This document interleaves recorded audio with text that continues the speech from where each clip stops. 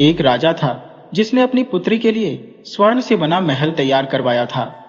एक दिन अचानक सभी सैनिक भागते हुए राजा के पास आए और बोले, राजा साहब, महल राजकुमारी को लेकर उड़ गया। इस पर राजा साहब के विस्मय की कोई सीमा नहीं रही। फिर अचानक क्रोधित होकर बोले, तुम लोग पागल तो नहीं हो गए हो? कहीं महल भी उड़ सकता है? सैनिकों ने कहा, हम सच कह रहे हैं महाराज, आप नगरवासियों से पूछ लीजिए। सैकड़ों लोगों ने महल को उड़ते हुए देखा है। राजा को विश्वास नहीं हुआ। हैरान और परेशान होकर बोले, मुझसे पहेली मत बुझाओ, साफ साफ बताओ क्या हुआ। एक पहरेदार ने साहस करके कहा, महाराज, ये घटना लगभग रात 3 बजे की है। हम लोग हल्के क्षेत्र में पहरा दे रहे थे। अचानक एक जोर का धमाका हुआ। हम चौंक गए और देखा कि स्वर्ण महल तेजी से आकाश की ओर बढ़ रहा है। चांदनी रात होने के कारण महल के सुनहरे कंगोरे और चांदी की दीवारें चमक रही थी। महल की चमक और तेज होती जा रही थी। हम हक्के बक्के रह गए और अद्भुत नजारा देखते रहे। फिर हमें अपने कर्तव्य का ध्यान आया और हम चीखते चिल्लाते हुए महल के पीछे दौड़े। हमारी चीख पुकार सुनकर कई नगरवासी घर से बाहर आ गए और उन्होंने भी महल को उड़ते हुए देखा। हमने मीलों तक उसका पीछा किया, मगर उसकी उड़ान की गति इतनी तेज थी कि वह हमारी आंखों से ओझल हो गया। राजा ने भारी स्वर में कहा, यह तो अद्भुत है। वह अपनी उंगलियों से माथा मसलने लगे। फिर उन्हें याद आया कि महल खाली नहीं था, उसमें राजकुमारी स्वयं प्रभा सोई हुई थी। राजकुमारी का ध्यान आते ही राजा व्याकुल हो उठे और बोले, अरे, उस महल में राजकुमारी सोई हुई थी, इसका मतलब वह भी महल के साथ उड़ गई। पहरेदारों ने हाँ में सिर हिलाया। अब राजा महल के उड़ने की बात भूलकर केवल राजकुमारी के लिए बेचैन हो उठे। वह बौखलाकर चीखने लगे, राजकुमार को बुलाओ, बुद्धिसेन को बुलाओ, सभी सैनिक कहाँ मर गए? राजा क्रोध से पागल हुआ जा रहा था। महल के उड़ने की बात बिजली की तरह चारों ओर फैल चुकी थी। जिसे देखो वही राजमहल की ओर दौड़ा चला आ रहा था। नगरवासी भी शामिल थे जिन्होंने महल को उड़ते हुए देखा था। राजकुमार विजय और राजा के सलाहकार बुद्धिसेन ने राजा को संभाला। सिपाहियों ने भी वीर को राजमहल से बाहर निकाल दिया। शांति होने पर वे उस अद्भुत घटना पर विचार विमर्श करने लगे। सेना के कुछ बड़े अधिकारी भी वहां मौजूद थे। सलाहकार बुद्धिसेन ने कहा, महाराज, बिना अपनी आंखों से देखे आपने महल के उड़ जाने का विश्वास कैसे कर लिया? राजा बोले, तुम ठीक कहते हो, पहले हमें घटनास्थल पर चलकर वहां का मुआयना करना चाहिए। राजा अपने सलाहकार राजकुमार विजय और कुछ विश्वास पात्र कर्मचारियों के साथ उस स्थान की ओर चल दिए। वह स्थान राजमहल से 4 मील दूर एक सुंदर उद्यान था, जहां स्वर्ण महल उद्यान के बीचों बीच 100 मीटर की वर्गाकार में बना हुआ था। इस महल के निर्माण के पीछे भी एक कहानी थी। राजा राम सिंह की पहली पत्नी, जो राजकुमार विजय की मां थी, उनका देहांत हो चुका था। विजय के जन्म के बाद राज्य के ज्योतिषी ने बताया था कि यह बालक अशुभ लक्षणों वाला है। जब तक वह राजमहल में रहेगा, महल को अनेक विपत्तियों का सामना करना पड़ेगा। इस भविष्यवाणी से रानी बहुत दुखी हुई थी। राजा राम सिंह अपने इस अशुभ लक्षण वाले पुत्र से मन ही मन द्वेष करने लगे थे, लेकिन समाज और लोगों की निंदा के भय से वे बालक को त्याग नहीं सके थे। बालक 1 वर्ष का ही हुआ था कि उसकी मां का देहांत हो गया। राजा ने इस घटना को विपत्ति का पहला प्रहार माना था। वह बालक को त्याग देना चाहते थे, लेकिन उसकी मां ने मरते समय राजा से यह वचन लिया था कि किसी भी स्थिति में वे उसके पुत्र का परित्याग नहीं करेंगे। पहली पत्नी की मृत्यु के बाद राजा राम सिंह ने दूसरी शादी की, लेकिन दुर्भाग्यवश वह पत्नी भी अधिक दिनों तक जीवित नहीं रही। विवाह के 5 वर्ष बाद ही उसका भी देहांत हो गया। वह अपने पीछे 3 वर्ष की एक सुंदर सी कन्या छोड़ गई थी, जिसका नाम स्वयं प्रभा रखा गया था। राजकुमार विजय और राजकुमारी स्वयं प्रभा का लालन पालन दास दासियों के संरक्षण में हुआ था। राजा ने तीसरा विवाह नहीं किया, क्योंकि लगातार 2 पत्नियों की मृत्यु से वे इस निर्णय पर पहुंच चुके थे कि उनके भाग्य में पत्नी का सुख नहीं है। राजा राम सिंह अपनी पुत्री स्वयं प्रभा को अत्यधिक प्यार करते थे और विजय को विपत्तियों का कारण मानते थे। वे राजकुमारी की हर छोटी बड़ी इच्छा तुरंत पूरी कर देते थे, परंतु राजकुमार की मामूली से मामूली मांग को भी ठुकरा देते थे। स्वर्ण महल राजकुमारी को उसकी 14वीं वर्षगांठ पर उपहार में देने के लिए बनवाया गया था। इस महल की विशेषता थी कि उसकी फर्श, दीवारें चांदी की और खंभे सोने के थे। कंगोरों पर हीरे मोती जड़े थे। वह जितना कीमती था उतना ही सुंदर भी था। इस महल को बनवाने में राजकोष खाली हो गया था और राजा ने जनता पर अतिरिक्त कर लगा दिया था। राज्य पर अकाल की छाया मंडरा रही थी। वर्षा नहीं होने से खेती सूख गई थी। जनता त्राही त्राही कर रही थी, लेकिन राजा को जनता के दुख दर्द की कोई परवाह नहीं थी। उन्होंने बस जनता से कर वसूल करके महल बनवाने में ध्यान लगाया था। 16 वर्षीय राजकुमार विजय से जनता का दुख देखा नहीं जाता था। वह बहुत ही दयालु हृदय का बालक था। उसे गरीबों और दीन दुखियों से बड़ी सहानुभूति थी। उसे अपने पिता का स्वर्ण महल बनवाना अच्छा नहीं लगता था। वह चाहता था कि महल का निर्माण रोका जाए और उस धन से जनता की सहायता की जाए। एक दिन राज्य की अकालग्रस्त जनता ने बड़ा सा जुलूस निकालकर राजा से कर माफ करने और अन्नदान की मांग की। उस समय राजा कहीं गए हुए थे। जुलूस का सामना राजकुमार विजय को करना पड़ा। उसने जनता का कष्ट ध्यान से सुना, उनके प्रति सहानुभूति दिखाई और वादा किया कि वह राजा से उनका कर माफ करवा देगा और उन्हें अन्न की सहायता भी दिलवाएगा। जनता राजकुमार की जय जयकार करती हुई वापस चली गई। राजा के वापस लौटने पर विजय ने जनता की मांग उनके सामने रखी और उदारता पूर्वक विचार करने को कहा। ये सुनकर राजा बहुत बिगड़ गए और क्रूरता से बोले, राजकुमार, मैंने प्रजा का दुख दर्द दूर करने का ठेका नहीं ले रखा। मैं इसके लिए अपनी बेटी का दिल नहीं तोड़ सकता। राजकुमार को अपने पिता की बात का बहुत दुख हुआ। वह निर्भीकता से बोला, पिताजी, शास्त्रों में राजा को प्रजा का पालन करता कहा गया है। आप जनता से कर लेते हैं, उस पर शासन करते हैं, इसलिए उसके दुख सुख की जिम्मेदारी भी आपकी है। जहां राज्य में भूखमरी फैली हो, वहां स्वर्ण महल बनवाना अन्याय है। विजय के इस कथन से राजा एकदम से कड़क उठे और बोले, असल में तुम अपनी सौतेली बहन से जलते हो, ईर्ष्या करते हो, इसलिए तुम नहीं चाहते कि उसे स्वर्ण महल जैसा अमूल्य उपहार दिया जाए। राजकुमार ने कहा, मैं इतना नीच नहीं हूं पिताजी। विजय गिलानी से भरकर बोला, मैं स्वयं प्रभा को अपने से अधिक प्यार करता हूं, परंतु यह सच है कि जनता का दुख मुझसे देखा नहीं जाता। मैं वचन दे चुका हूं कि आप उनकी सहायता करेंगे। मैं कुछ नहीं कर सकता। राजा झुंझलाकर बोले, यदि प्रजा मेरे खिलाफ विद्रोह करेगी तो मैं सख्त कदम उठाऊंगा। राजकुमार ने कहा, महाराज, यह तो अन्याय है। राजा ने कहा, होगी। तुम्हारी अंदर सामर्थ्य है तो तुम खुद जनता की सहायता करो। यह चुनौती राजकुमार को खल गई, लेकिन उसने पिता से विवाद करना उचित नहीं समझा और चुपचाप उठकर चला गया। राजकुमार की 14वीं वर्षगांठ पर राजमहल में चहल पहल थी। दिन भर उत्सव मनाया गया था। राजा ने नवनिर्मित स्वर्ण महल राजकुमारी को प्रदान करने की घोषणा की थी। उस दिन राजकुमारी ने उसी नए महल में रात बिताने की इच्छा प्रकट की थी। वह अपने दासियों के साथ स्वर्ण महल में सोई हुई थी। महल के बाहर कई पहरेदार तैनात थे। फिर भी एक आश्चर्यजनक घटना घटित हो गई। आधी रात को स्वर्ण महल आकाश में उड़ गया। उद्यान के पास जाकर राजा अपने साथियों सहित खोज स्थल का निरीक्षण करने लगे। वहां की भूमि एक गहरे तालाब में बदल गई थी, जो पानी से लबालब भरा था। वहां ऐसा कोई चिन्ह नहीं था जिससे कहा जा सके कि वहां कभी कोई महल था। लोगों को बड़ा अचंभा हुआ और वे समझ नहीं पाए कि इतना विशाल महल रातों रात कैसे गायब हो गया। यदि वह उखाड़ भी लिया गया तो वह उड़ा कैसे और कहां गायब हो गया। और इससे भी बड़ी आश्चर्य की बात यह थी कि उस स्थान पर एक गहरा तालाब बन गया था। तालाब का जल यमुना जल की भांति स्वच्छ और नीला था। राजा और उसके साथियों की बुद्धि चकरा गई। राजा माथा ठोक कर बोले, मुझे कुछ समझ में नहीं आ रहा। ये जादू है या तिलिस्म? महल गया तो गया कहाँ? मेरी बेटी स्वर्ण प्रभा कहाँ है? राजा का गला रुंध गया और आंखें भर आई। तब बुद्धिसेन कहने लगे, महाराज, अधीर ना हो। यह घटना साधारण नहीं है। मुझे तो इसके पीछे किसी बुद्धिमान और शक्ति संपन्न व्यक्ति का हाथ लगता है। राजा बोले, इसमें कोई संदेह नहीं है। राजकुमार विजय ने अचंभे से कहा, बुद्धिसेन, ऐसा चमत्कारपूर्ण अपराध करने के पीछे किसी का क्या उद्देश्य हो सकता है?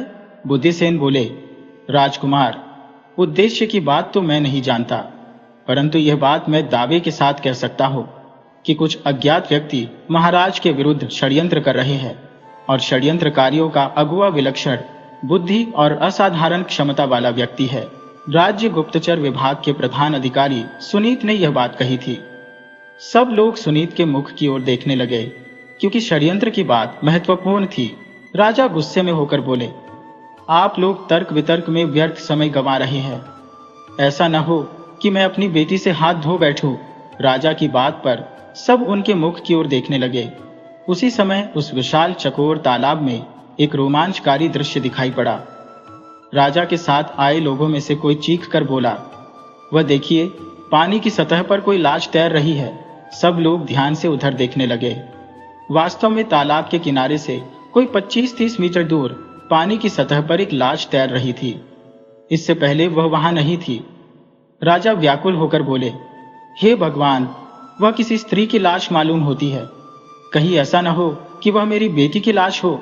लाश का मुंह कपड़े से ढका था, इसलिए दूर से पहचानना मुश्किल था। तभी फिर किसी ने चिल्लाकर कहा, देखिए ना, उसके हाथ पैरों में हरकत हो रही है, शायद वह जीवित है। कई लोग उस स्त्री को तालाब से बाहर निकालने के लिए झपट कर आगे बढ़े, परंतु तालाब के जल में पाम डालते ही वे तड़प उठे और चिल्लाने लगे, यह पानी तो बिल्कुल खौल रहा है। जिन लोगों ने पानी में पाम डाला था उनमें राजकुमार विजय सिंह सबसे आगे थे।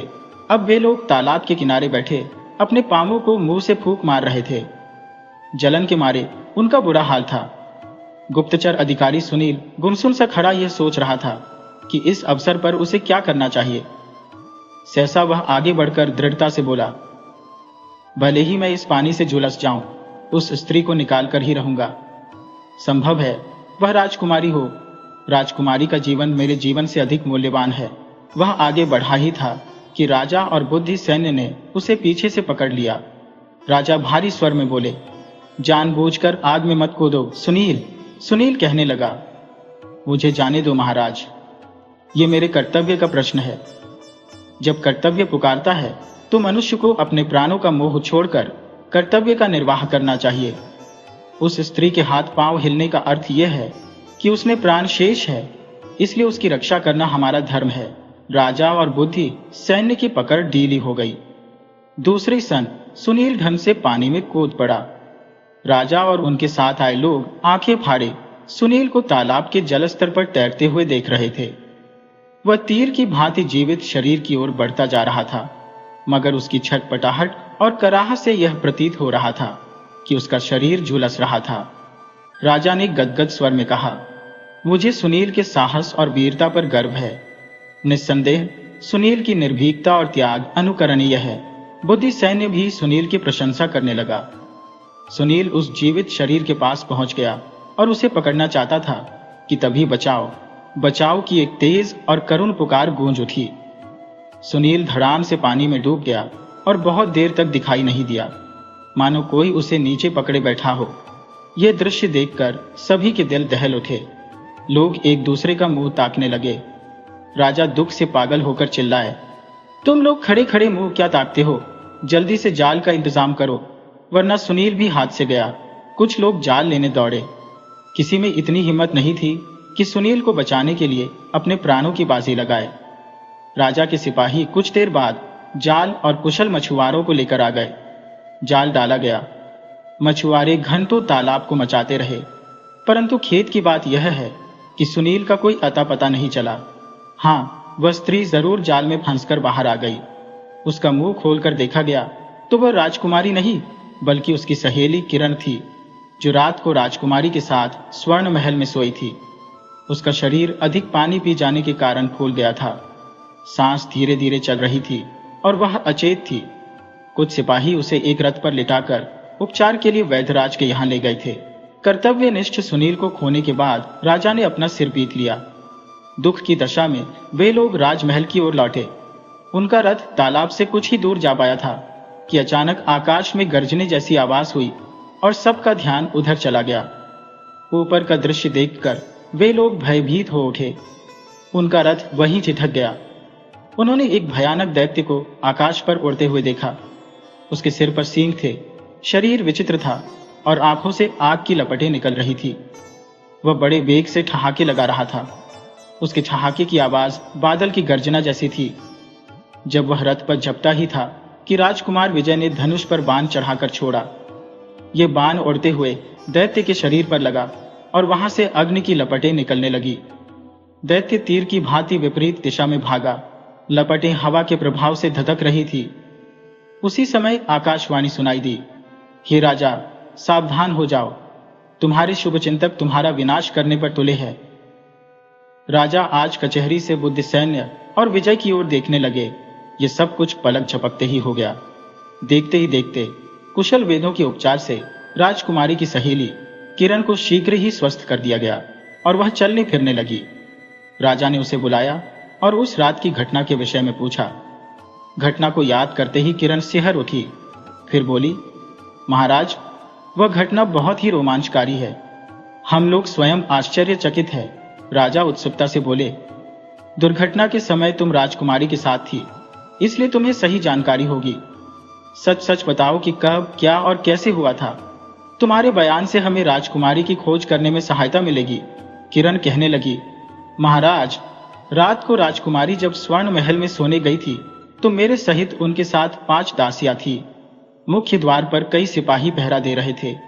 जैसे ही रथ से उतरकर हमने महल के अंदर प्रवेश किया, सैनिक आदर से सिर झुकाकर अलग हट गए। राजकुमारी आगे आगे थी और हम उसकी अगल बगल, बाकी दासियां पीछे थी। राजकुमारी हमें लेकर महल के सबसे विशाल और सुसज्जित कमरे में पहुंची। वहां कई शानदार पलंग बिछे हुए थे और ऐशो आराम की दूसरी चीजें ढंग से सजाई गई थी। हर जगह मखमली कालीन बिछा था। दीवारों पर चित्रकारी बनी हुई थी और खिड़कियों पर मोतियों की जाली लगी थी। राजकुमारी हमारे साथ घूम घूम कर कमरे की सजावट देखकर आनंदित हो रही थी। फिर वह सबसे शानदार पलंग पर बैठ गई और हमें नाचने गाने को कहा। एक दासी ने राजकुमारी से नाचने का आग्रह किया, जिसे राजकुमारी ने स्वीकार किया और वह नाचने लगी। हम लोग गाने लगे। लगभग 1 घंटे तक नाच गाना चलता रहा। फिर हमें प्यास लगने लगी। राजकुमारी ने अधेड़ उम्र की दासी कृष्ण से पानी लाने को कहा, लेकिन पानी का कोई इंतजाम नहीं था। कृष्णा ने असमर्थता प्रकट करते हुए कहा, राजकुमारी जी, यहां पानी नहीं मिल सकता। आसपास कोई कुआं या तालाब भी नहीं है। इस पर राजकुमारी ने बिगड़कर कहा, जैसे भी हो पानी लेकर आओ, प्यास के मारे हमारा गला सूख रहा है। कृष्णा लगभग 1 घंटे बाद पानी से भरी हुई सुराही लेकर आई और बोली, बड़ी मुश्किल से एक सिपाही कहीं दूर से ये सुराही भरकर लाया है। आप लोगों को इतने में ही संतोष करना पड़ेगा। पानी कम था और पीने वाले अधिक, इसलिए हमें थोड़ा थोड़ा पानी पीकर संतोष करना पड़ा। लेकिन वह पानी इतना खारा और कसैला था कि उसे अधिक पिया भी नहीं जा सकता था। राजकुमारी ने कृष्णा को डांटा कि वह इतना खराब पानी क्यों लाई। इस पर कृष्णा ने कहा कि यह भी बड़ी कठिनाई से मिला है। राजकुमारी ने और पानी पीते ही हम लोगों को मोर्चा आने लगा। हम इस तरह झूमने लगे जैसे किसी ने नशा पिला दिया हो। राजकुमारी तो पानी पीते ही खर्राटे भरने लगी। धीरे धीरे हम सब भी एक एक पलंग पर जा गिरी। हमें अपने तन बदन का होश नहीं रहा। हमारी नींद उस समय टूटी जब बम फटने जैसा तेज धमाका हुआ। हमारे पलंग इस तरह हिलने लगे मानो भूचाल आ गया हो। हम सब चौंक कर अपने अपने पलंग पर उठकर बैठी तो हमारी आंखें फटी की फटी रह गई। सभी कमरों के चारों ओर देख रहे थे।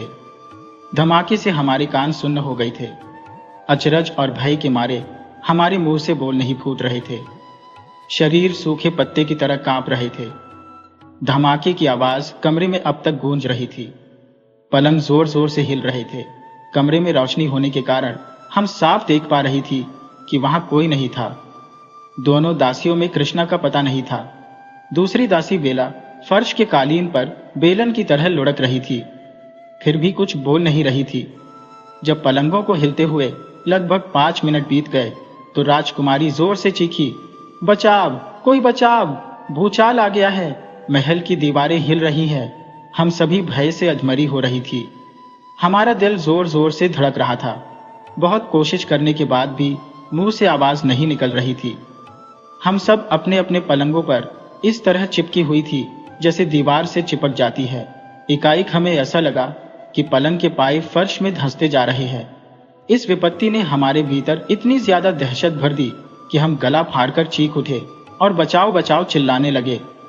तभी एक तेज धमाका हुआ और हमारी चीखें उस धमाके में दब गईं। वह कमरा तेजी से जमीन में धंसने लगा, जैसे कोई आदमी दलदल में फंसता चला जाए। हमें ऐसा लगा कि हम तेजी से कुएं में जा रही है। इसके बाद मैं बेहोश हो गई। मुझे नहीं पता फिर क्या हुआ। अपना बयान समाप्त कर किरण ने एक लंबी सांस ली और बेचैनी से राजा की ओर देखने लगी। राजा उसकी बातें बड़े ध्यान से सुन रहे थे और उस पर विचार कर रहे थे। राजा कहने लगे, तुम्हारे बताने के अनुसार तो महल आकाश में नहीं उड़ा बल्कि जमीन में धंस गया। यह कैसे संभव है? राजा ने किरण से पूछा। जब महल जमीन में धंस गया तो तुम जीवित कैसे बच गई? महल के धंसने पर तालाब कैसे बन गया? तुम तालाब में कैसे पहुंची? राजकुमारी और बाकी लोग कहां गायब हो गए? सबसे बड़ी बात यह है कि खौलते पानी का तुम पर कोई प्रभाव क्यों नहीं हुआ? किरण ने जवाब दिया, महाराज, जब तक मुझे होश था मैंने देखा कि महल जमीन में धंसता चला जा रहा था। राजा ने फिर पूछा, दासी कृष्णा ने कसैला पानी क्यों पिलाया और दुर्घटना के समय वह क्यों गायब हो गई? राजा इन सवालों पर गंभीरता से विचार कर रहे थे। उनके मन में यह शंका थी कि कोई उनके विरुद्ध भयानक षड्यंत्र रच रहा है, लेकिन वह असाधारण शक्ति संपन्न शत्रु कौन हो सकता है, यह समझ नहीं आ रहा था। उसी समय कई सिपाहियों ने आकर सूचना दी, महाराज, महल के स्थान पर जो तालाब बन गया था वह पानी के स्थान पर खून से लबालब भर गया है और उसमें एक कटा हुआ सिर तैर रहा है। सिर किसी स्त्री का मालूम होता है। राजा इस सूचना पर तिलमिलाकर उठे और कुछ विश्वस्त सैनिकों को साथ लेकर तालाब की ओर चल पड़े। राजा ने देखा वह तालाब खून से भरा हुआ था और एक कटा सिर खून की सतह पर तैर रहा था। राजा रोमांचित हो उठे। उन्होंने कटे हुए सिर को निकालने का आदेश दिया। जाल की सहायता से वह सिर बाहर निकाला गया। उसे तुरंत पहचान लिया गया। वह सिर राजकुमारी की दासी बेला का था। राजा के मन में सवाल उठे, बेला की हत्या किसने की, किस उद्देश्य से की और उसका सिर खून भरे तालाब में क्यों फेंक दिया? यह रहस्य कम जटिल नहीं था। किरण के बयान के अनुसार दुर्घटना के समय बेला राजकुमारी के पास मौजूद थी। इसी समय राजा के दिमाग में यह प्रश्न उठा कि दूसरी दासी कृष्णा कहाँ है। बेला के सिर को सुरक्षित रखने के आदेश देकर राजा कृष्णा की खोज में निकल पड़े। उन्होंने किसी नौकर को कृष्णा को बुलाने नहीं कहा। वास्तव में उन्हें अपने कर्मचारियों पर अब विश्वास नहीं था। वे इस षड्यंत्र की गहराई में जाना चाहते थे। कृष्णा का मकान राजमहल से कुछ ही दूरी पर स्थित था। वह एक विधवा महिला थी और अकेली रहती थी। राजा रात में कृष्णा के मकान के सामने रुके। वहां सन्नाटा छाया हुआ था। मकान का दरवाजा खुला हुआ था। राजा अपने दोनों अंगरक्षक सैनिकों के साथ मकान के अंदर गए। उन्होंने देखा कि कृष्णा अपने बिस्तर पर मरणासन्न हालत में पड़ी थी। वहां और कोई नहीं था। राजा ने उसे आवाज दी तो उसने चौंक कर आंखें खोली, लेकिन वह कुछ बोल नहीं सकी। उसकी आंखों से आंसू बहने लगे। राजा उसके बिस्तर के पास आकर खड़े हो गए और नम्रता से बोले, क्या तुम्हारी तबीयत खराब है? मैं तुमसे कुछ जरूरी बातें करने आया हूं। कृष्णा ने उठने की कोशिश की मगर वह उठ नहीं सकी। बोलने की कोशिश की तो होंठ फड़फड़ाते रहे, लेकिन शब्द नहीं निकले। राजा को समझते देर नहीं लगी कि वह उठने और बोलने में असमर्थ थी। राजा ने पूछा, क्या तुम बोल नहीं सकती? कृष्णा ने अपना मुंह खोलकर अपनी जीभ की ओर इशारा किया। यह देख राजा हैरान रह गए। यह स्पष्ट हुआ कि कृष्णा की जीभ कट चुकी है, इसलिए वह बोल नहीं पा रही है। 3 दिन पहले कृष्णा पूरी तरह स्वस्थ थी। अचानक उसकी जीभ कब कट गई? यह तथ्य भी रहस्यपूर्ण था। कृष्णा की इस हालत ने राजा को निराश किया। वह दुर्घटना के बारे में कोई जानकारी नहीं दे सकी। किरण की बातों से राजा को कृष्णा पर संदेह हो गया था कि कहीं वह भी इस दुर्घटना में शामिल तो नहीं, लेकिन उसकी स्थिति देखकर वह संदेह भी जाता रहा। कृष्णा की आंसू उसकी मासूमियत की गवाही दे रहे थे। वह अपने हाथों से कुछ समझाने की कोशिश कर रही थी, लेकिन राजा उसकी संकेतों को समझ नहीं पा रहे थे। मजबूरन राजा उसे वहीं छोड़कर वापस लौट गए। रहस्य की एक और गांठ लग गई। राजा जब कृष्णा के घर से राजमहल लौट रहे थे तो अचानक उनके रथ के पहिए जाम हो गए, मानो किसी ने उन्हें मजबूती से पकड़ रखा हो। सारथी ने घोड़ों को कई बार चाबुक मारे, लेकिन वे आगे बढ़ने के बजाय पिछली टांगों पर खड़े होकर ही उछलने लगे। सारथी की असमर्थता देख राजा हैरान परेशान होकर इधर उधर देखने लगे, लेकिन दूर दूर तक कोई नजर नहीं आया। राजा और सारथी रथ के पहियों का निरीक्षण करने लगे, परंतु वहां कोई खराबी नहीं मिली। जमीन भी समतल और चिकनी थी, फिर भी रथ नहीं हिल रहा था। अचानक वातावरण में किसी का कुरलाने वाला अट्टहास गूंज उठा, जिससे वे स्तब्ध रह गए। वह अट्टहास की आवाज किसकी थी और कहां से आ रही थी, ये समझ नहीं आया। ये घटना भी अन्य घटनाओं की तरह रोमांचक और रहस्यपूर्ण थी। सारथी भय से कांप रहा था और राजा भी आश्चर्य से आकाश की ओर देख रहे थे। अट्टहास की कठोर आवाज लगातार गूंज रही थी और फिर अचानक बंद हो गई। तभी एक कठोर आवाज उभरी, राजन, राज्य में जो घटनाएं घट रही है उनके लिए तुम स्वयं उत्तरदायी हो। जब तक तुम्हारा विनाश नहीं होगा दुर्घटनाएं होती रहेंगी। राजा गुस्से और हताशा से चिल्लाए, तुम कौन हो, कहां हो, सामने आकर बातें करो। आवाज आई, मैं तुम्हारे सामने खड़ा हूं, सिर्फ 2 गज की दूरी पर। तुम मुझे अच्छी तरह से पहचानते हो, परंतु देख नहीं पा रहे हो। राजा बौखलाकर चारों तरफ देखने लगे, लेकिन कोई नहीं दिखा। वह चिल्लाए, तुमने मेरे रथ को क्यों पकड़ रखा है? यह तुम्हारा अभिमान है और तुम्हारी विनाश का कारण भी। जब तक तुम इसे नहीं छोड़ोगे संकटों से छुटकारा नहीं मिलेगा। राजा ने कड़क कर पूछा, तुम चाहते क्या हो? आवाज ने उत्तर दिया, अगर तुम संकटों से छुटकारा पाना चाहते हो तो प्रजा से क्षमा मांगनी होगी। तुमने अपने स्वार्थ के लिए प्रजा को बहुत सताया है। राजा ने व्यग्रता से पूछा, क्या क्षमा मांगने पर मुझे मेरी बेटी वापस मिल जाएगी? आवाज ने उत्तर दिया, ये वादा नहीं किया जा सकता, लेकिन तुम आने वाली मुसीबतों से बच जाओगे। राजा ने गुस्से में कहा, तुम कौन हो? मैं समझ रहा हूं कि तुम कोई प्रेत, दुष्ट आत्मा या राक्षस हो। तुमने मेरी बेटी का अपहरण किया है और ये घटनाएं रच रहे हो, परंतु तुम्हारी चाल कामयाब नहीं हो सकती। यह कहकर राजा ने तीर निकाला और धनुष पर चढ़ाकर अदृश्य आवाज की दिशा में छोड़ना चाहा। तभी एक घुड़सवार राजा के सामने आकर खड़ा हो गया। राजा ने तीर नहीं छोड़ा। घुड़सवार पसीने से लथपथ था, मानो लंबी यात्रा से लौटा हो।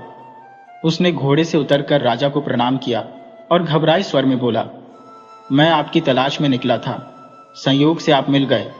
कृपया तुरंत महल चलिए। राजा ने पूछा, क्या बात है? राजकुमार विजय ने कहा, मैं यहाँ कुछ नहीं बता सकता, आप स्वयं चलकर देख लीजिए। राजा ने कहा, लेकिन मैं कैसे चलूं? कोई अदृश्य शक्ति रथ को आगे बढ़ने से रोक रही है। राजकुमार ने हैरानी से पूछा, महाराज, आप यह क्या कह रहे हैं? राजा बोले, मैं सच कह रहा हूं, आप स्वयं इस बात की जांच कर लीजिए।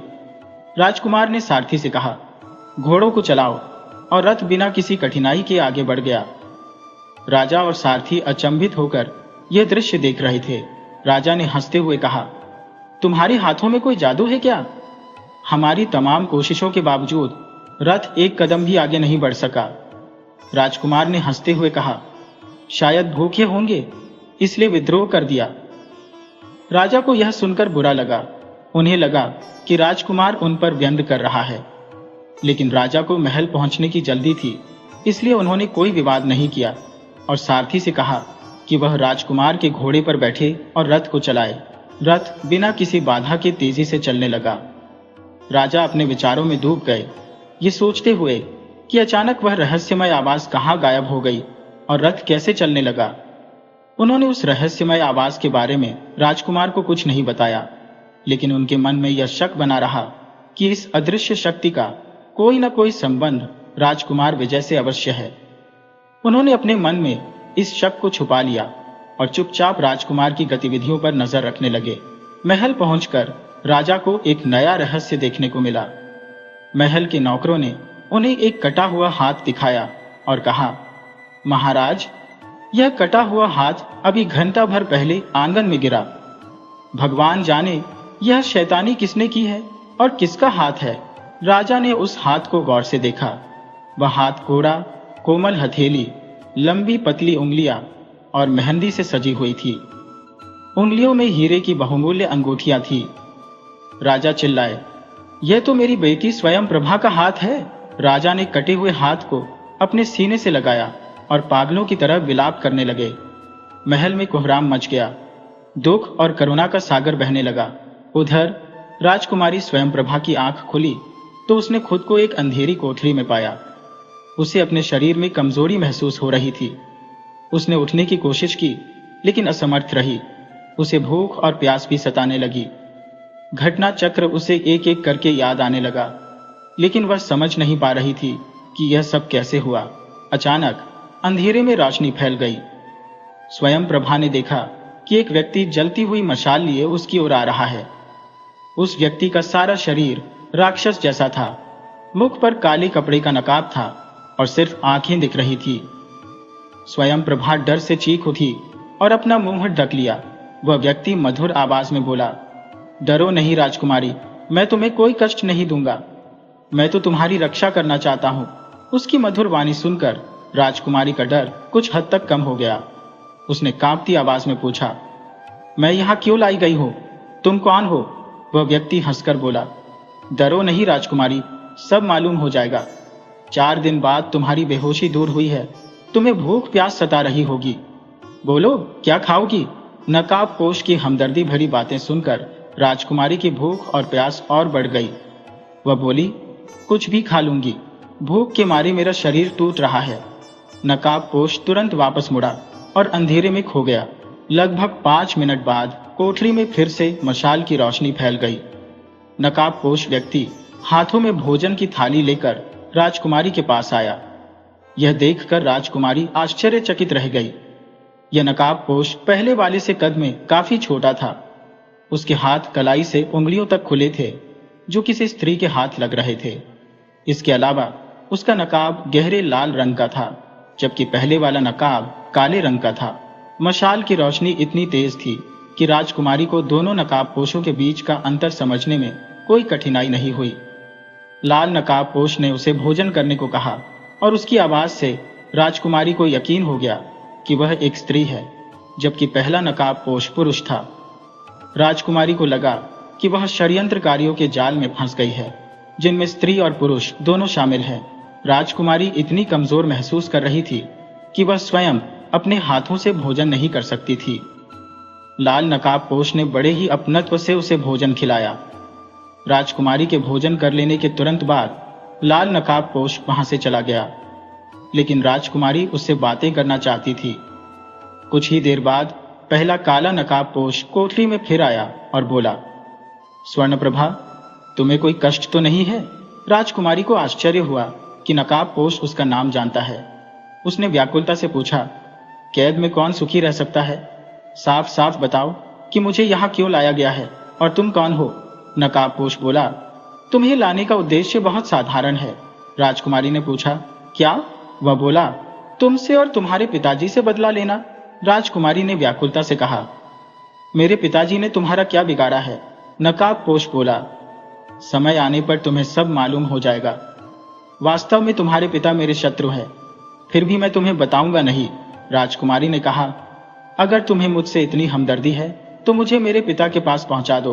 वह बोला, पहुंचा दूंगा। राजकुमारी ने पूछा, कब? वह बोला, मेरी एक शर्त है। राजकुमारी बोली, क्या शर्त है? तुम्हें अपनी हस्तलिपि में अपने पिता को एक पत्र लिखना होगा। नकाबपोश ने कहा।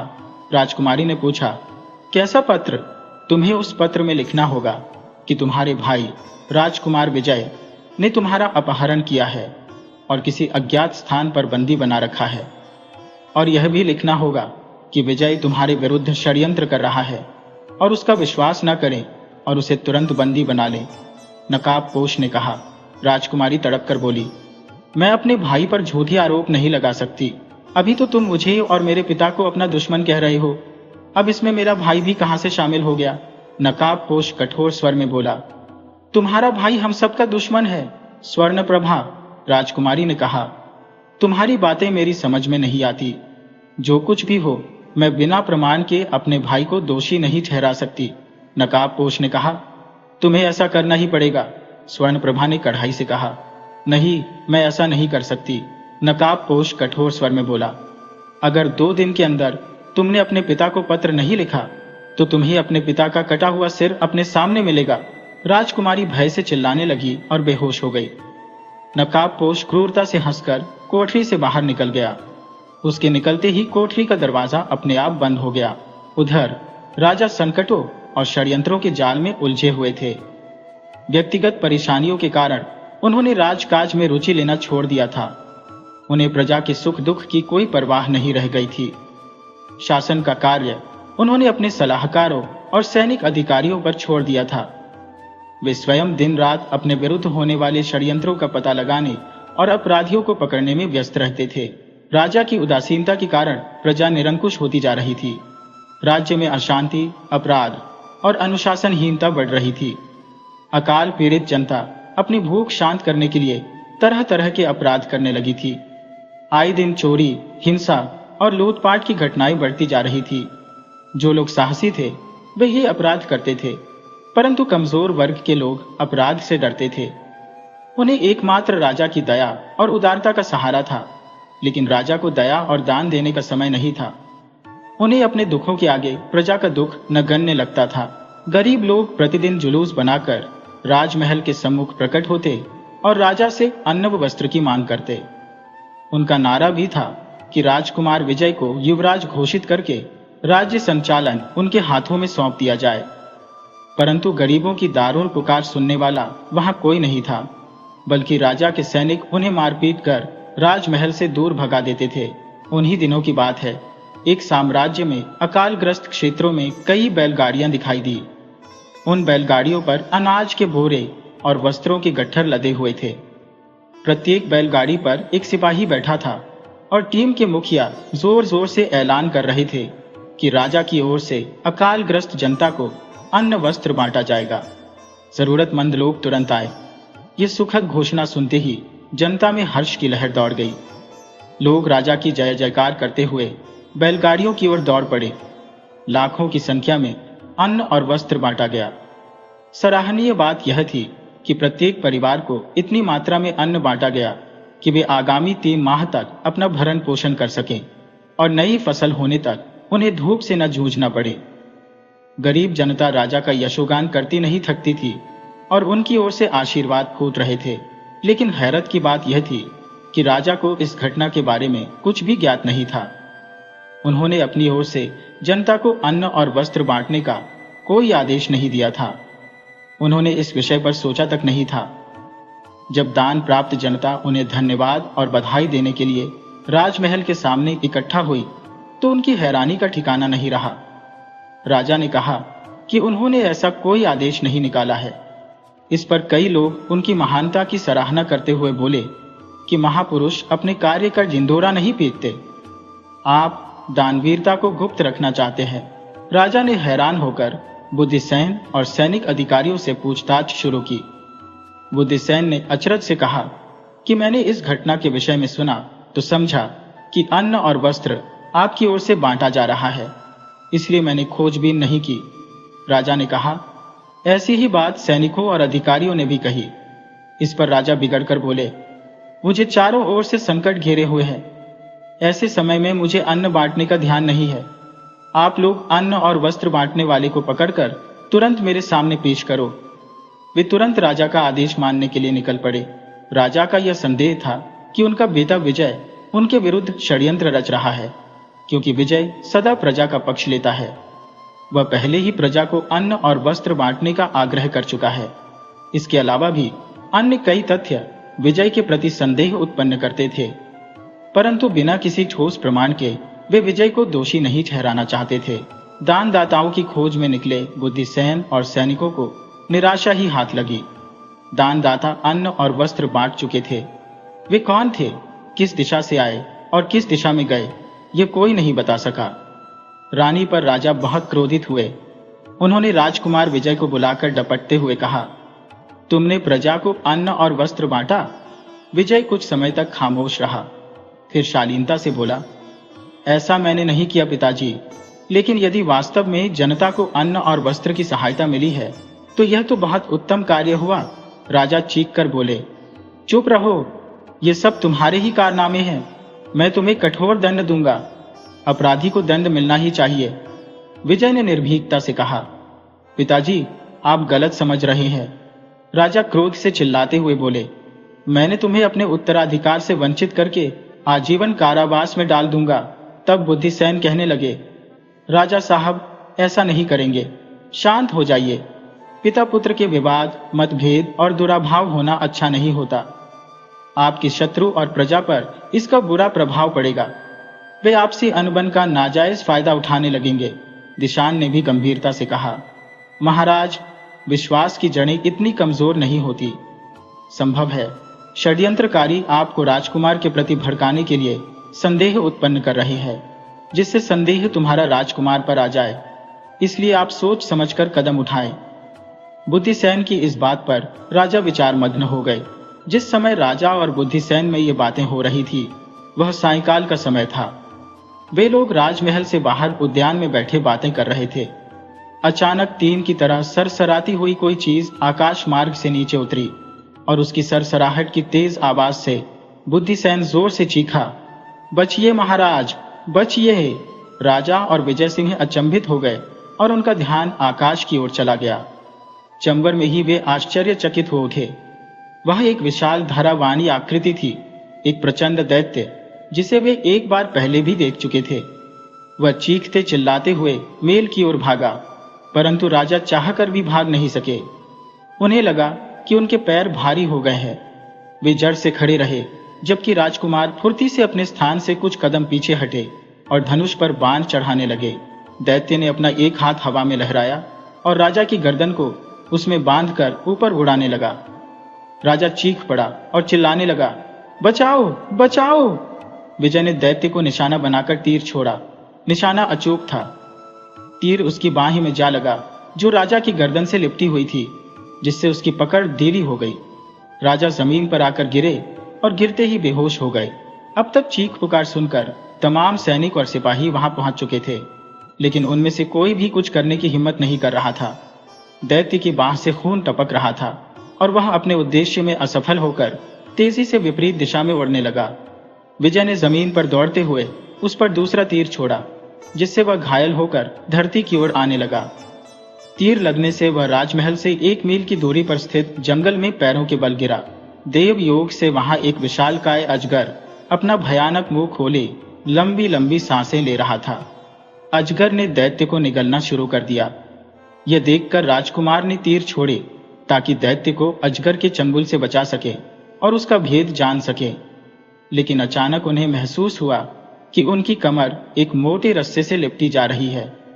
घबराकर उन्होंने इधर उधर देखा तो समझ गए कि अजगर ने अपने पिछले सिरे से उन्हें कसकर जकड़ लिया है। विजय तीर चलाने में असमर्थ हो गए और अजगर की पकड़ से छुड़ाने का प्रयास करने लगे। अजगर द्वारा आधे से ज्यादा निगले जा चुके विजय को लगा कि उनकी कमर टूटने वाली है। उसी समय एक सुंदर लड़की सफेद हाथी पर सवार उधर से निकली। उसके हाथ में नुकीला बल्लम था। राजकुमार को संकट में देखकर उसने हाथी को आज्ञा दी और अजगर के शरीर पर बल्लम से प्रहार करने लगी। अजगर ने पीड़ित दैत्य को छोड़ दिया। घायल दैत्य चील की तरह झपट्टा मारकर ऊपर गया और हाथी ने अजगर का मुंह कुचल दिया। अजगर की पकड़ ढीली होते ही राजकुमार उसके जहरीले बंधन से छूटकर बेहोश हो गए। लड़की ने उन्हें हाथी के हौदे पर लिटा लिया और राजमहल की ओर चल दी। उधर राजा को जब होश आया तो सबसे पहले उन्होंने राजकुमार विजय को याद किया। राजा को इस बात का बड़ा दुख और पछतावा हो रहा था कि बेकार में वे अपने बेटे को अपना विरोधी समझते थे। यदि विजय ऐन मौके पर दैत्य से नहीं लड़े होते तो निश्चित ही वे आज जीवित न होते। राजकुमार के समक्ष अपनी गलतफहमी पर खेद प्रकट कर उन्होंने उन्हें युवराज का पद देने का निर्णय लिया। पिता के बुलावे पर राजकुमार उनके विश्राम कक्ष में आए तो उनके साथ कला और बुद्धिसेन भी थे। वही साहसी और सुंदर नवयुवती भी थी जिसने राजकुमार को दैत्य और अजगर के चंगुल से मुक्त कराया था। कला राजा के सलाहकार बुद्धिसेन की होनहार पुत्री थी। राजकुमार जब राजा के पास आए तो उन्हें हृदय से लगाकर राजा स्नेहपूर्वक बोले, राजकुमार, मुझे क्षमा कर दो। मैं तुम्हारे प्रति गलतफहमी का शिकार था। अपने प्राण संकट में डालकर तुमने मेरे प्राणों की रक्षा की है। मुझे तुम्हारे जैसे वीर पुत्र पर गर्व है। विजय ने विनम्रता से उत्तर दिया, पिताजी, ये तो मेरा कर्तव्य था। राजा ने कला के साहस और वीरता की भी प्रशंसा की। विजय ने कला का परिचय देते हुए कहा, इस लड़की ने मुझे मौत के मुंह से बचाया है। राजा अचरज से कला की ओर देखने लगे। कला ने राजा को प्रणाम किया और शर्म से सिर झुका लिया। विजय ने कला के साहस की कहानी सुनाई। राजा ने कला के सिर पर हाथ फेरते हुए गदगद स्वर में कहा, बुद्धिसेन, वास्तव में तुम्हारी पुत्री महान है। मैं इसके उज्जवल भविष्य की कामना करता हूँ। बुद्धिसेन और कला ने राजा की सद्भावना के प्रति आभार प्रकट किया। राजा ने बुद्धिसेन को संबोधित करते हुए कहा, आज से मैं विजय को युवराज घोषित करता हूँ और वह तुम्हारे संरक्षण में राज्यकाज देखेगा। बुद्धिसेन ने जय जयकार करते हुए कहा, महाराज, आपने उचित न्याय किया है। मुझे विश्वास है कि राजकुमार अपना उत्तरदायित्व निभाने में सफल होंगे। राजा के आदेशानुसार बुद्धिसेन ने राजकुमार को विधिवत युवराज पद प्रदान किया और इसकी राज्य में घोषणा कर दी गई। प्रजा में हर्ष की लहर दौड़ गई, क्योंकि राजकुमार जनता का हितैषी था। राज्यकाज संभालते ही उन्होंने लोक कल्याण के कार्य प्रारंभ कर दिए। युवराज पद पर आसीन होने के चौथे दिन एक विचित्र घटना घटी। रात को लगभग 1 बजे, जब चारों ओर सन्नाटा पसरा हुआ था और लोग गहरी नींद में थे, राजमहल के पहरेदार जोर जोर से चिल्लाने लगे, उड़ता महल, उड़ता महल। इस शोर शराबे से राजा की नींद टूट गई। राजकुमार भी हड़बड़ाकर उठ बैठे। सभी बाहर आंगन में आकर आकाश की ओर देखने लगे। वास्तव में आकाश में एक महल गैस के गुब्बारे की तरह उड़ता जा रहा था। राजा और राजकुमार आंखें फाड़े खड़े इस अद्भुत दृश्य को देख रहे थे। उड़ते हुए महल की ऊंचाई इतनी अधिक थी कि उसे गिराना या कब्जे में लेना असंभव था। वे हाथ मलते रह गए और कुछ ही क्षणों में महल आंखों से ओझल हो गया। इस घटना से राजा को अविश्वास का सामना करना पड़ा।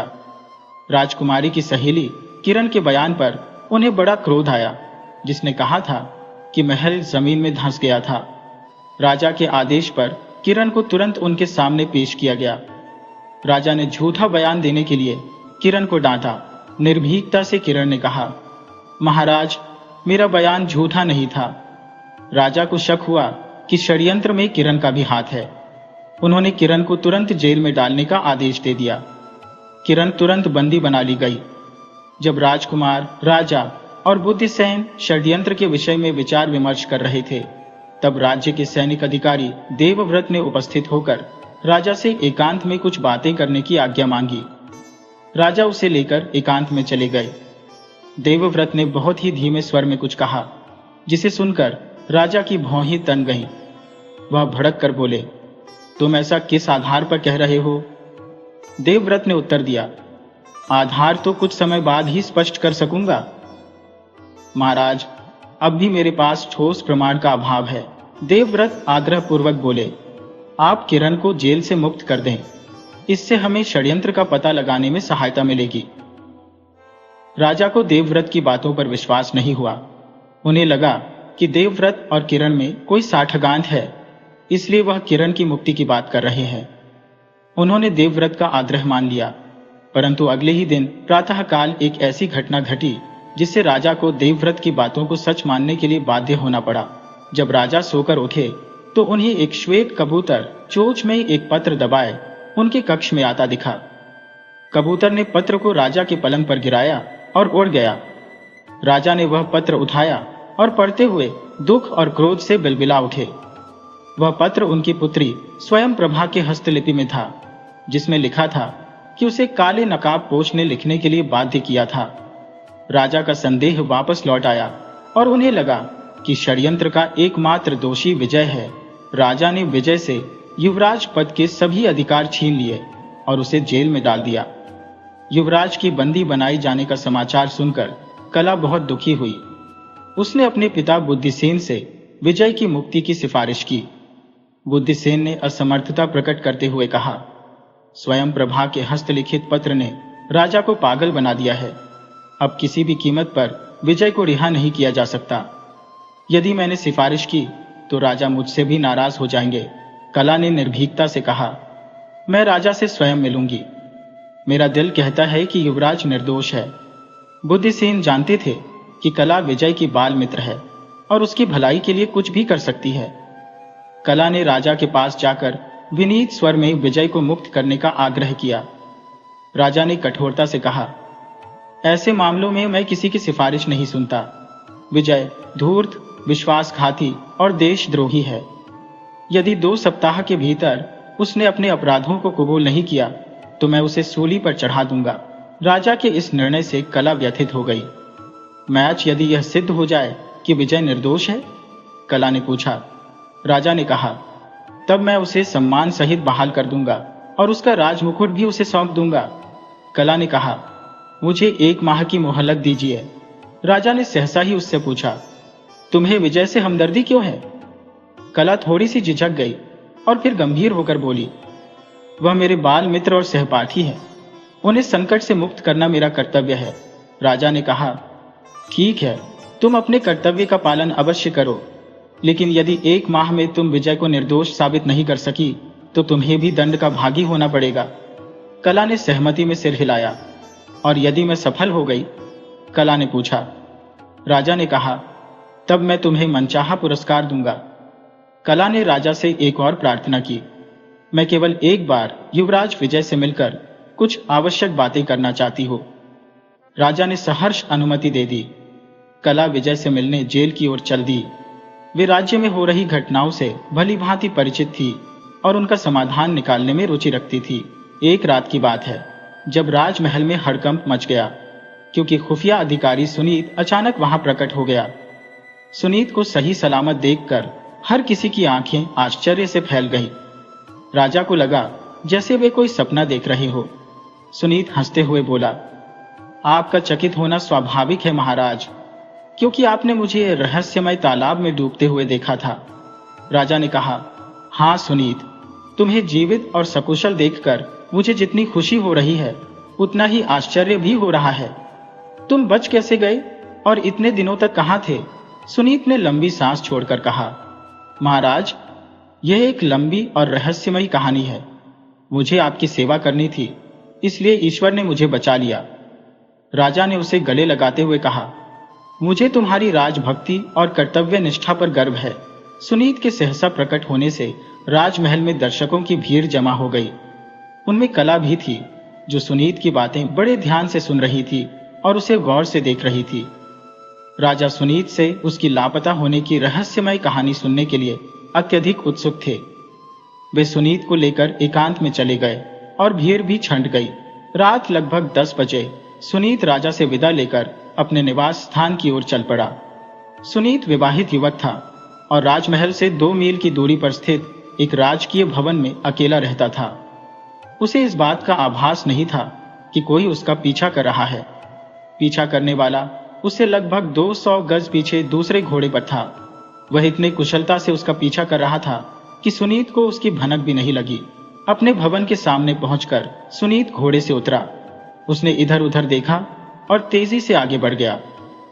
पीछा करने वाला एक पेड़ की आड़ से खड़ा होकर उसकी हरकतों को ध्यान से देख रहा था।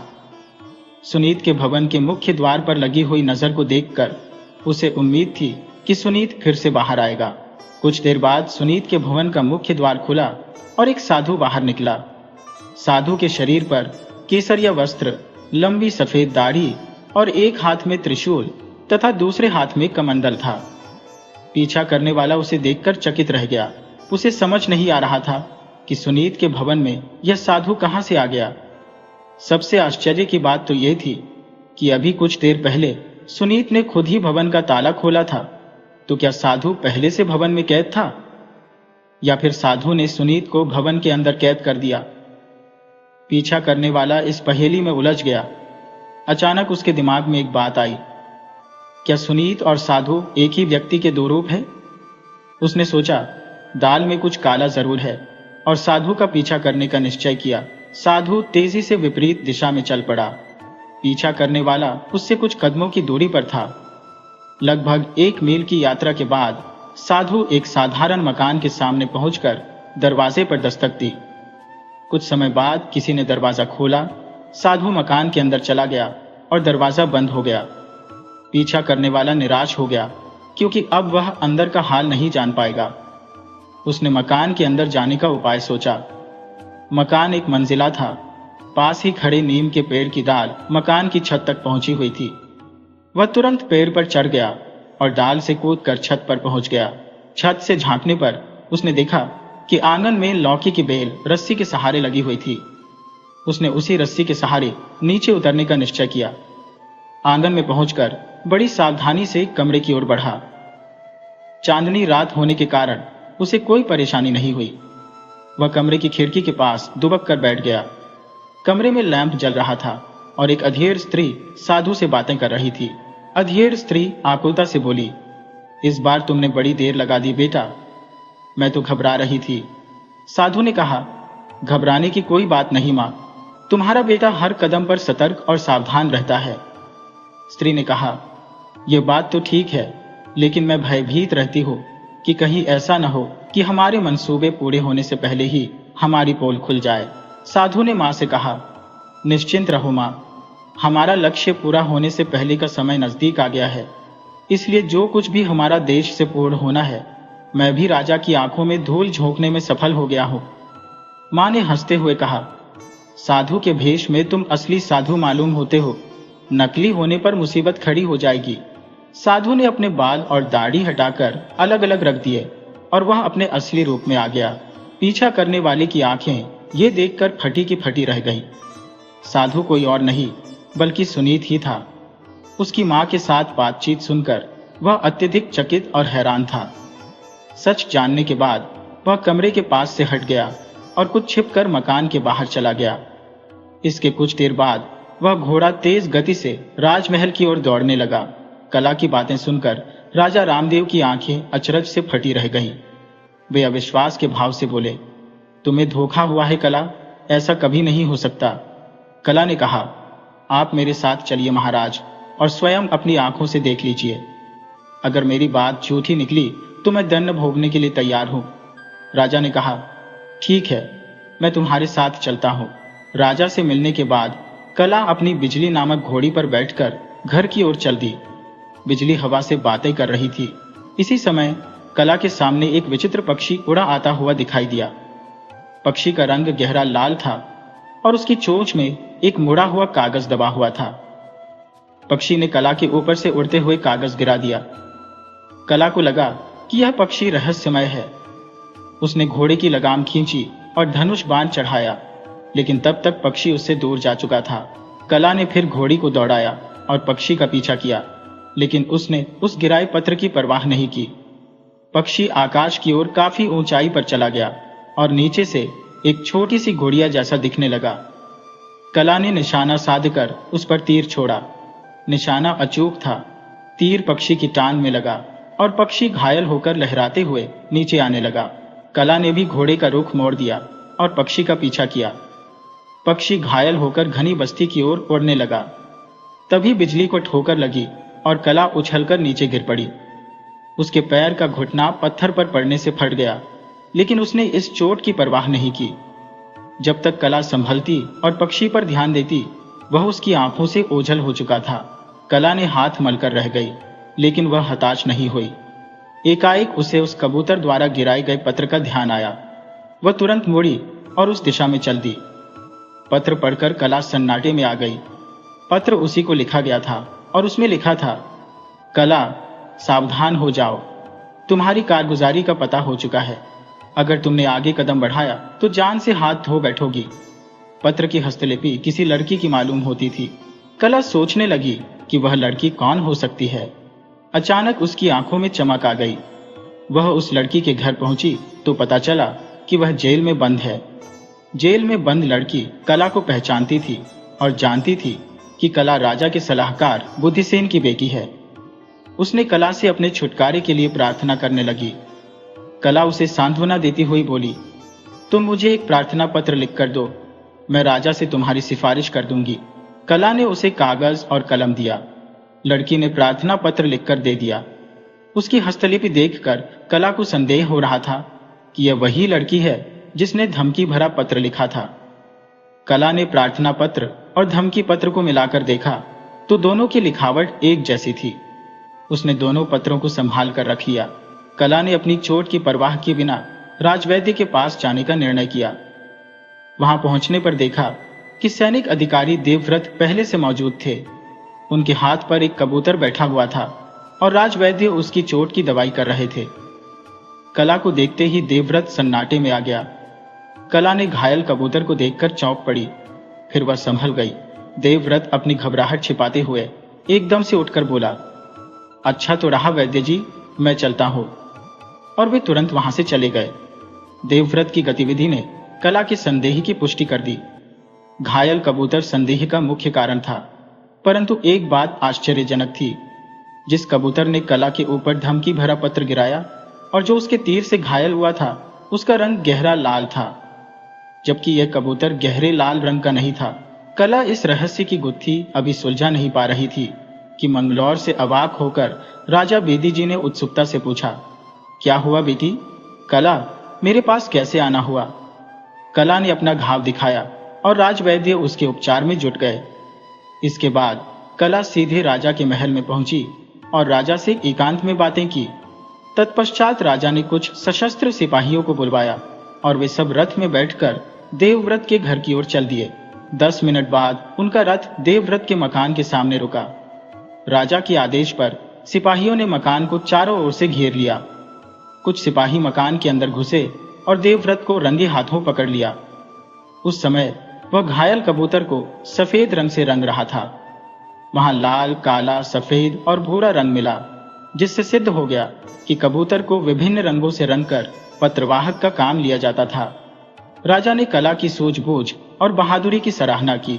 कला ने राजा को धमकी भरा पत्र और जेल में बंद लड़की का पत्र दिखाते हुए कहा, महाराज, इन पत्रों की लिखावट एक जैसी है या अलग अलग? राजा ने पत्रों को गौर से देखा और अचरज से बोले, दोनों की लिखावट एक जैसी है। फिर उन्होंने कहा, ये दोनों पत्र राजकुमारी की सहेली किरण ने लिखे हैं। आपके विरुद्ध षड्यंत्र में देवव्रत और किरण ही नहीं, बल्कि आपके अन्य शुभचिंतक भी शामिल है। समय आने दीजिए, आपको सब कुछ मालूम हो जाएगा।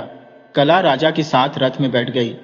रथ शाम के अंधकार में दौड़ते हुए सुनीत के भवन के पास पहुंचा। तभी एक घोड़ा सरपट दौड़ते हुए निकला। कला चीख पड़ी, महाराज, उसका पीछा कीजिए, देखिए ना, दोनों अपराधी भाग रहे हैं। रथवान ने तुरंत रथ मोड़ा और कला ने धनुष पर बाण चढ़ा दिया। वे आगे भागते घुड़सवार पर निशाना साधने लगी। भागते हुए घोड़े पर 2 व्यक्ति कालील वादी में लिपटे हुए थे। राजा और कला ने एक साथ बाण छोड़े। घोड़े जोर से हिनहिनाया और दोनों सवार धरती पर गिर पड़े।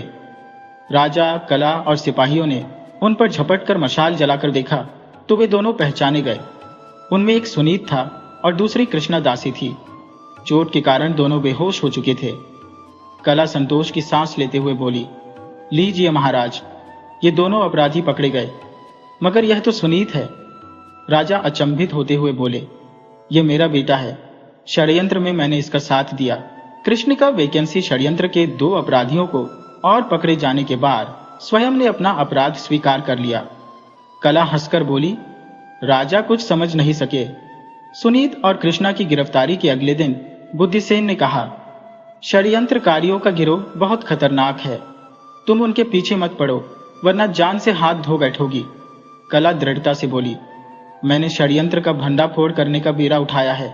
बुद्धिसेन ने खींचकर कहा, तुमने जिनके बचाव के लिए षड्यंत्र का भंडाफोड़ करने का बीड़ा उठाया है, हो सकता है वह तुम्हारी भूल के कारण बड़ी मुसीबत में पड़ जाए।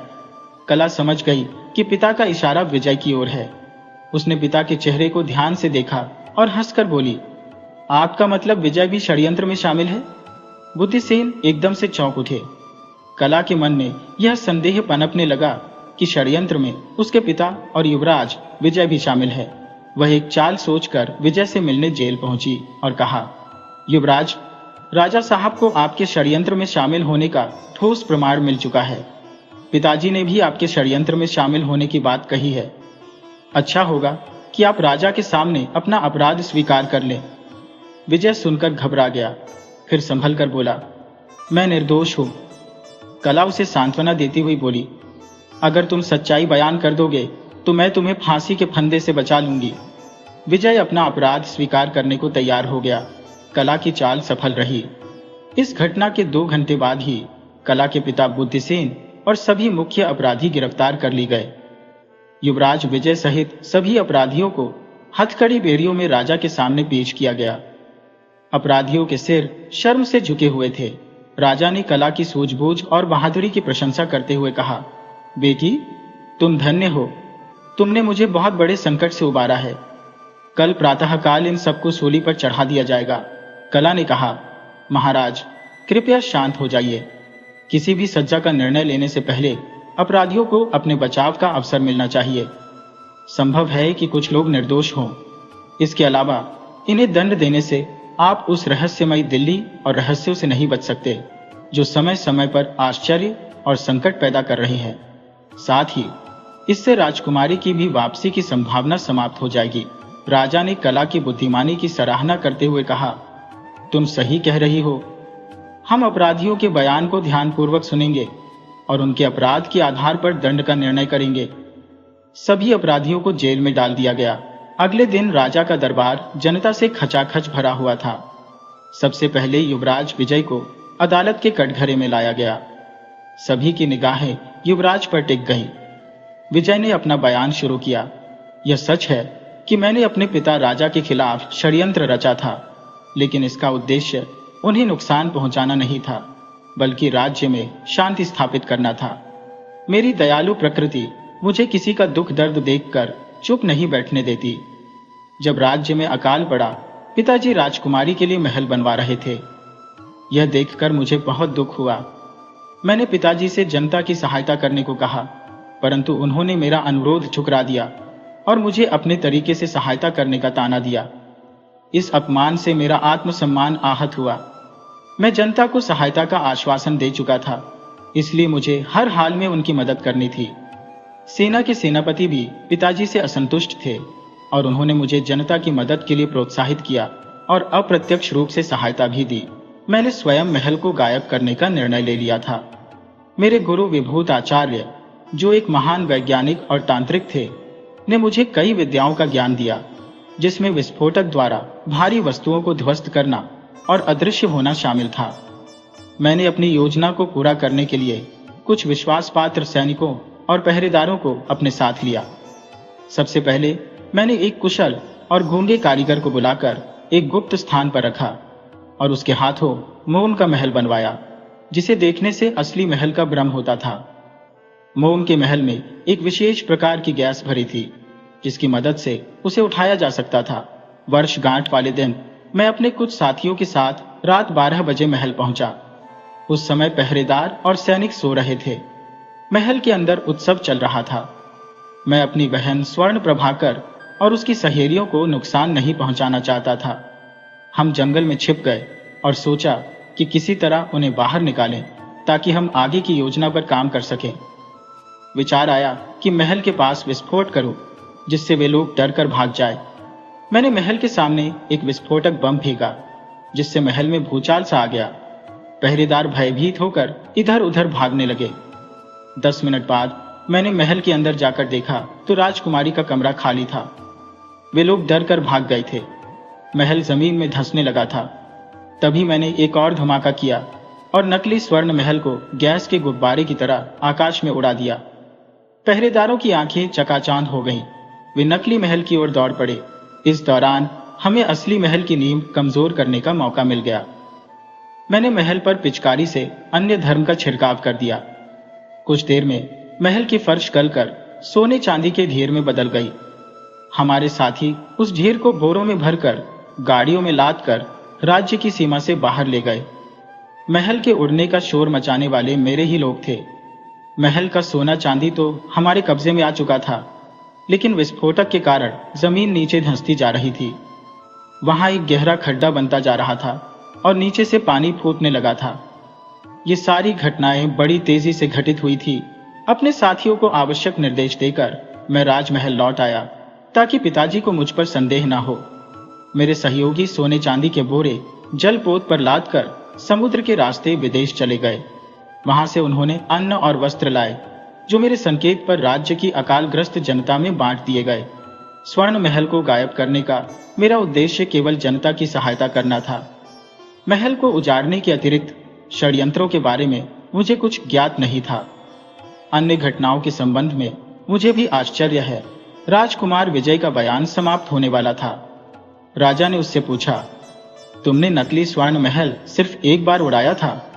विजय ने कहा, जी नहीं, 2 बार, ताकि आपको यकीन हो जाए कि स्वर्ण महल सचमुच उड़ गया है। क्या नकली महल अब भी तुम्हारे पास है? तुम जब चाहो उसे उड़ा सकते हो? राजा ने पूछा। विजय ने उत्तर दिया, जी हाँ, यह चमत्कार मैं जब चाहूं कर सकता हूं। नकली स्वर्ण महल एक जंगल के खंडहर में रखा है। मैं उसे गैस के द्वारा उड़ा सकता हूं और रेशम की डोर से नीचे खींच सकता हूं। रेशम की पतली डोर महल से बंधी हुई है, जो साधारण आंखों से दिखाई नहीं देती। जब मैं कृष्णा दासी के यहां से लौट रहा था, तो क्या मेरे रथ को तुमने ही रोका था? राजा ने पूछा। युवराज ने उत्तर दिया, जी हाँ, उस समय मैंने अदृश्य होने की कला का लाभ उठाया था। अदृश्य होकर मैंने आपके रथ के पहियों को लोहे के कांटों में फंसा दिया था। आकाशवाणी भी मैंने ही की थी। आपका अभिमान मिटाकर आपको जनता की भलाई के लिए प्रेरित करने के लिए। राजकुमार विजय के बयान के बाद खुफिया अधिकारी सुनीत अदालत के कटघरे में आया। सुनीत का बयान इस प्रकार था, आप हमें पहचानते नहीं महाराज। मैं आपके शत्रु राजा भीमदेव का पुत्र हूं और कृष्णा दासी मेरी मां है। आपको याद होगा महाराज, आज से 20 बरस पहले आपने मेरे बीमार पिता पर आक्रमण कर दिया था। दया की भीख मांगने पर भी आपने उनकी हत्या कर दी और उनका राजपाट हड़प लिया। तब मैं 1 वर्ष का था। पिता की हत्या के बाद मां किसी प्रकार जान बचाकर भागी और जंगल में छिपकर रही। वही मेरा बचपन बीता। मैंने अपनी मां से आपकी क्रूरता और निर्दयता की कहानी सुनकर पिता का बदला लेने का संकल्प किया।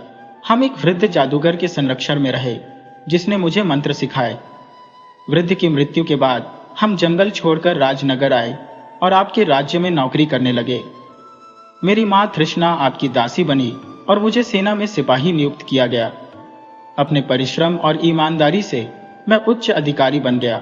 राजकुमारी स्वयं प्रभा को देखकर मैं उसकी सुंदरता पर मुग्ध हो गया और उसे अपनी पत्नी बनाने का निश्चय किया। आपके राज्य में कार्य करते हुए मैंने अनुभव किया कि आप अभिमान और स्वार्थी प्रकृति के हैं। आपके बेटे और सलाहकार भी आपसे असंतुष्ट थे।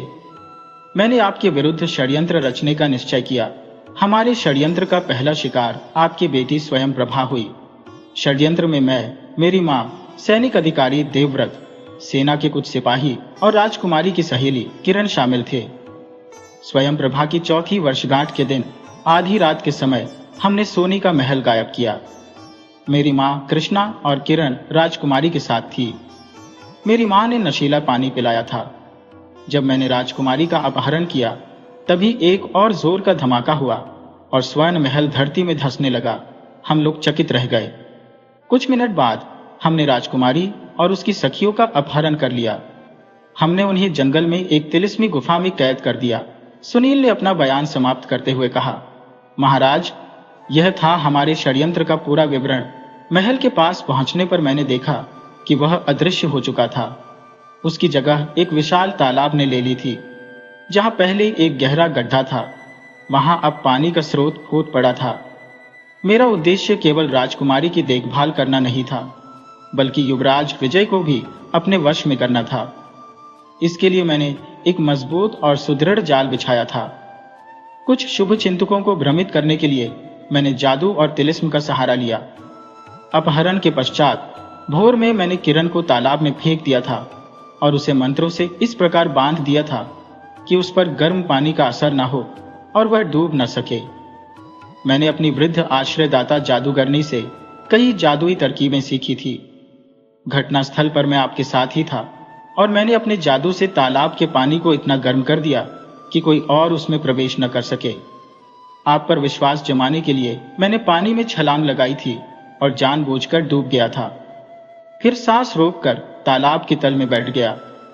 आपके चले जाने के बाद मैं बाहर निकलकर उस कंदरा में गया जहां मैंने राजकुमारी को कैद कर रखा था। आकाशवाणी द्वारा आपको सचेत करने का कार्य भी मैंने ही किया था। तालाब के पानी को खून में बदलने और उसमें वेला दर्जी का सिर दिखाने का कारनामा भी मेरा था। हालांकि न तो तालाब में असली खून था और न ही वेला का सिर असली था। मैंने रातों रात लाल रंग के असंख्य बोरे तालाब में डलवाए थे, जिससे पानी का रंग लाल हो गया। वेला का कटा सिर असल में एक कुशल मूर्तिकार द्वारा बनाया गया था, जो मनुष्य की त्वचा और हड्डियों जैसा दिखाई देता था। इसी प्रकार राजकुमारी का कटा हाथ भी नकली था। ये सभी कारनामे मैंने आपको जादू और तिलिस्म के भ्रम में रखने के लिए किए थे। राजकुमारी का हाथ मैंने ही फेंका था और उसकी हस्तलिपि में पत्र लिखवाया था। कबूतर के माध्यम से पत्र भेजने का कार्य भी मेरा ही था। मैं राजकुमारी से नकाब पहनकर मिलता था ताकि वह मुझे पहचान न सके। राजकुमार के प्रति आपके मन में अविश्वास और संदेह पैदा करने का उपक्रम भी मैंने ही किया था। मेरी योजना थी कि रोज नए नए चमत्कार और आतंक दिखाकर आपको इतना हैरान और परेशान कर दूं कि आप राज्य छोड़कर भाग जाएं या मेरे शिकंजे में फंस जाए। लेकिन बीच में ही षड्यंत्र का भंडाफोड़ हो गया।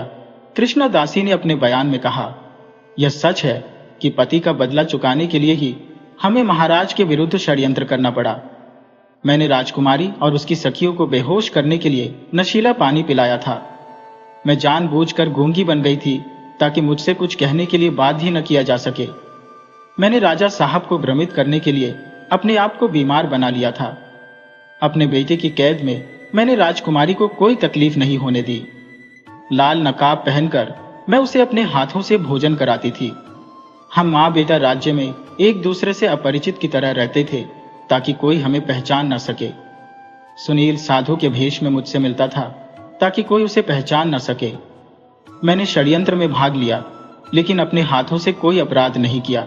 सैनिक अधिकारी देवव्रत ने भी षड्यंत्र में शामिल होने की बात स्वीकार की।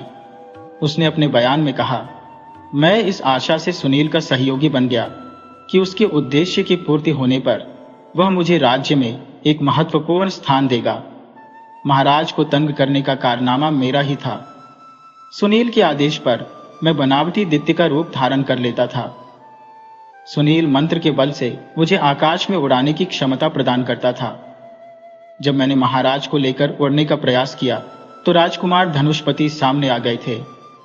मैं जान बचाने के लिए जंगल की ओर भाग गया था और मुंह खोले अजगर के मुंह में छिप गया था।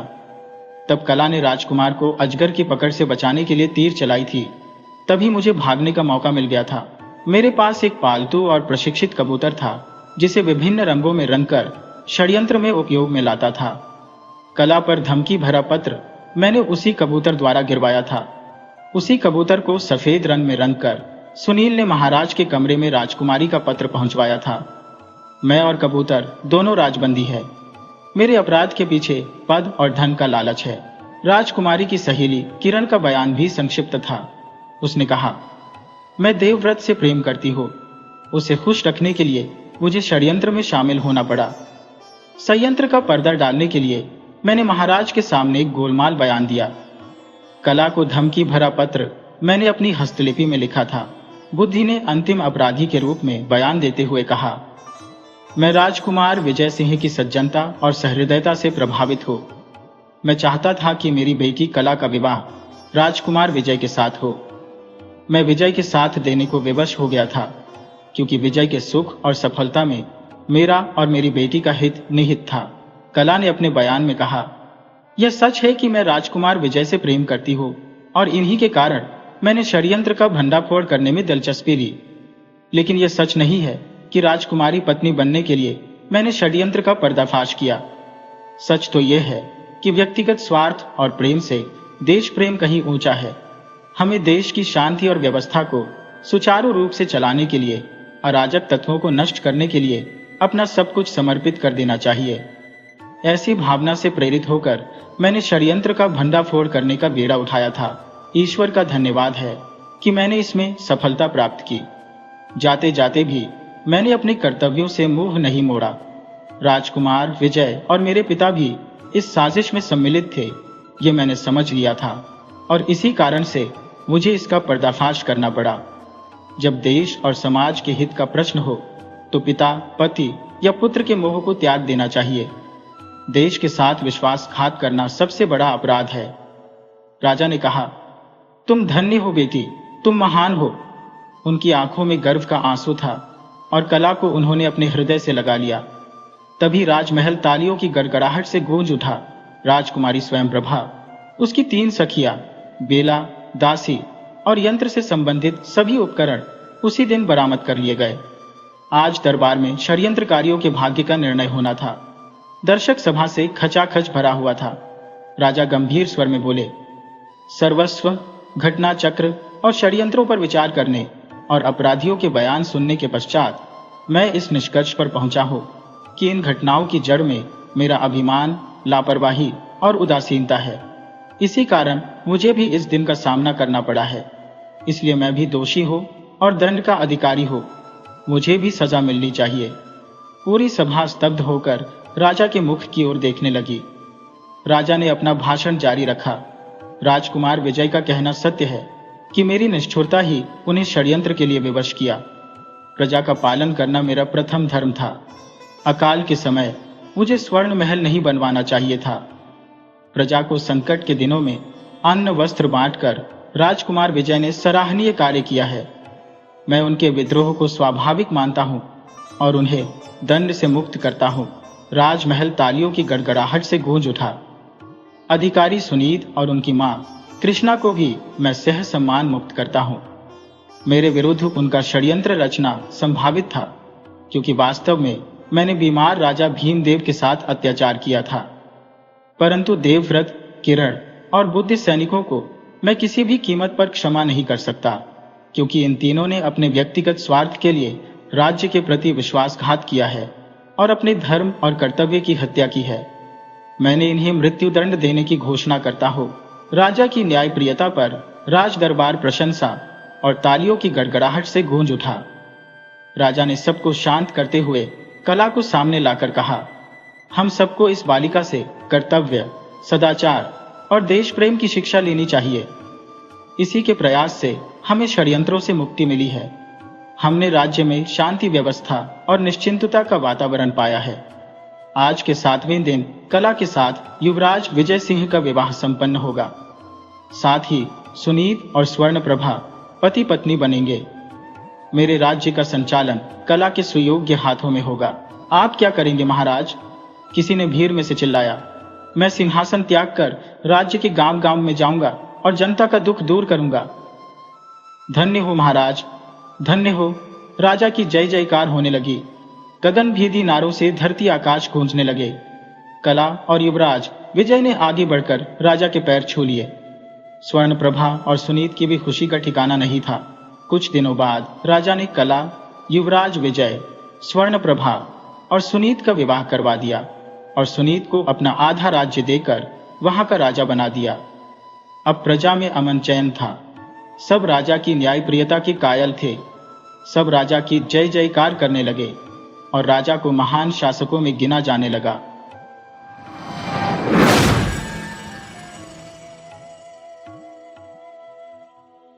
वीडियो अच्छी लगी हो तो इसे लाइक करें और ऐसी ही मज़ेदार कहानियों के लिए चैनल को सब्सक्राइब करें और बेल आइकन दबाएं। ज़्यादा से ज़्यादा अपने दोस्तों को शेयर करें। धन्यवाद।